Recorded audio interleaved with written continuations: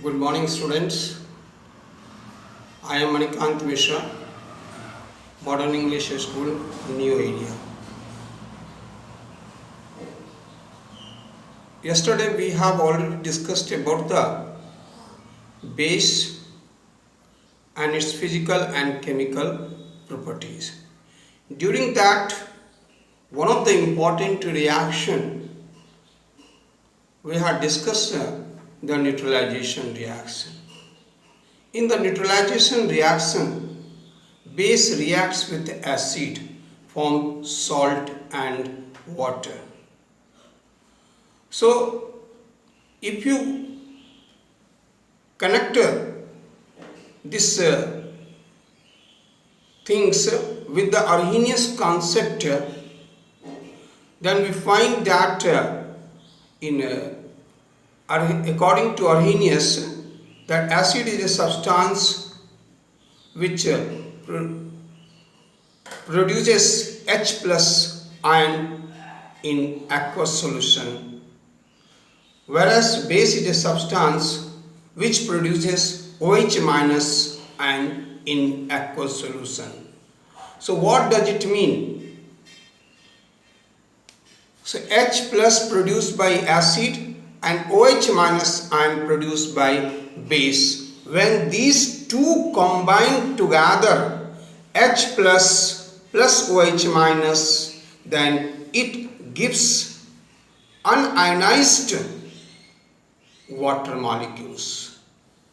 So this is what happens during the neutralization reaction. It means effect of acid is nullified by base, or the basic effect of a base is nullified by acid. The whole process is called neutralization. And this reaction is really very important in our day-to-day life also. So what are the application of neutralization reaction in our daily life? Like one of the important use of neutralization reaction, like sometimes person eat too much, due to which there is a excess acid is produced in our stomach and the person is suffering from acidity. This, as a result, the person is suffering a burning sensation in his or her stomach. So in order to get a relief, antacid, like made up of from magnesium hydroxide or aluminum hydroxide tablet or baking soda, sodium hydrogen carbonate, through which the tablet is made, and when the person eats it, the person gets relief. Commercially we call it as a antacid, one of the use of neutralization reaction. Due to acid rain, the soil gets acidic, due to which crop may not grow well. So in order to make the soil neutral, calculated amount of lime or tuna is added to the soil in order to neutralize it. Here also neutralization reaction takes place. In a factory where fossil fuels are used as a fuel, due to combustion of fossil fuels, it releases sulfur dioxide. If it direct releases to the atmosphere, then air will be pollute, and too much acidic rain, there is a possibility to occur. So in order to avoid it in industry, before they leave this sulfur dioxide, one of the polluting gas during the burning of the fossil fuels, it is a pass through lime or limestone before it releases through the chimney. So it is another example of a neutralization reaction. Few more are there, but just you keep it in mind these things. Now let us see what is the basicity of acid. Now what is the basicity of acid? Number of replaceable hydrogen ion present in an acid. Number of replaceable hydrogen ion present in an acid is called basicity of acid. Number of replaceable hydrogen ion present in an acid is called basicity of acid. As for example, HCl plus H2O gives H plus plus Cl minus. How many H plus are here? 1. How many H plus is released by HCl? There is a 1 H plus, so it is called monobasic acid. So HCl is an example of a monobasic acid. If you take an example of H2SO4, it releases 2H plus. How many hydrogen ion? 2 hydrogen ion, so it is a dibasic acid. Similarly, if you take an example of H3PO4, it releases 3H plus, so it is a tribasic acid. If you take an example of CS3COOH plus H2O, again it releases F1H plus, so acetic acid is also an example of a monobasic acid. So what I said in the definition, please keep it in mind. Number of replaceable hydrogen ion. Here there are 4 hydrogen, but replaceable hydrogen ion is only 1. So it doesn't matter how many hydrogen ion are present.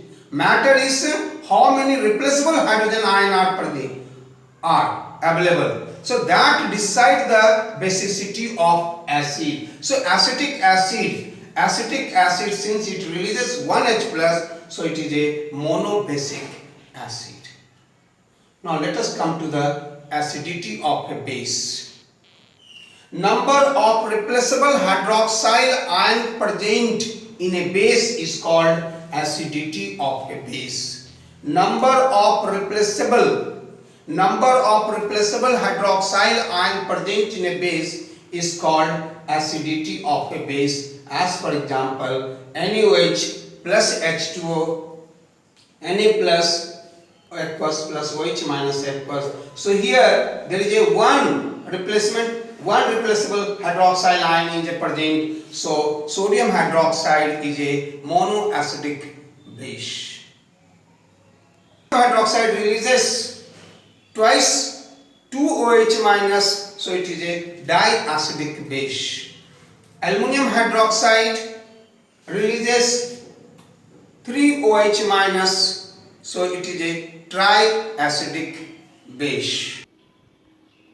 So in the beginning of this chapter, we have discussed the classification of inorganic compound, and this classification has done with the help of using the acid-base indicators, whether the compound is acid or base. This was distinguished with the help of acid-base indicator. But acid-base indicator does not give the idea about the strength of acid or base. What do you mean to say strength? Strength of acid or strength of base indicates the amount of H plus ion present in an acid or amount of OH minus ion presence in a base. If you often we make use the word dilute or concentration, but the dilute and concentration is a qualitative word. It does not give the quantitative measurement of H plus ion or OH minus ion. To solve this problem, in order to solve this problem,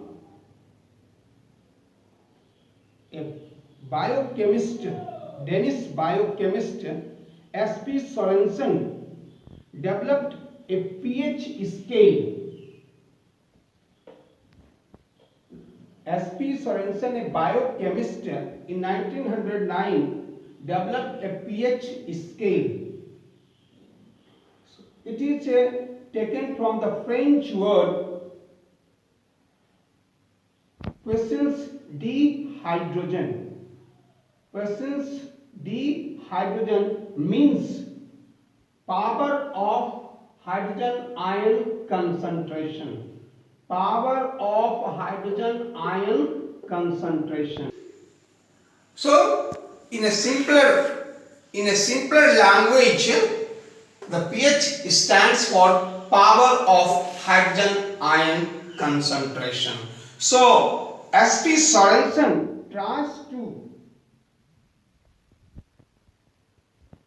measure a quantitative measurement of acid in terms of hydrogen ion concentration. So, he defined pH. pH of a solution is defined as the negative logarithm to the base 10 of the hydrogen ion concentration in the solution. What is a pH?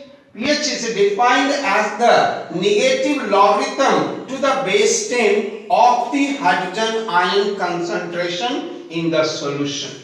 So pH is equal to minus log in a short form. Logarithm in a short form we write log. And this square bracket stands for concentration. So my dear student, please make sure when we represent the concentration of any, either of H plus or the concentration of OH minus, or any ion, any compound, we make use of the square bracket. So this square bracket stands for the concentration. So pH is equal to minus log hydrogen ion concentration. Log is nothing, logarithm is nothing, but it is used in order to make the complex calculation into simpler calculation. That's why. So when the concentration of solution in a big digit, in a complex, so how to solve and bring it in a simple whole number. That's why this logarithm is used. So pH is equal to minus log hydrogen ion concentration. Thank you. Have a nice day.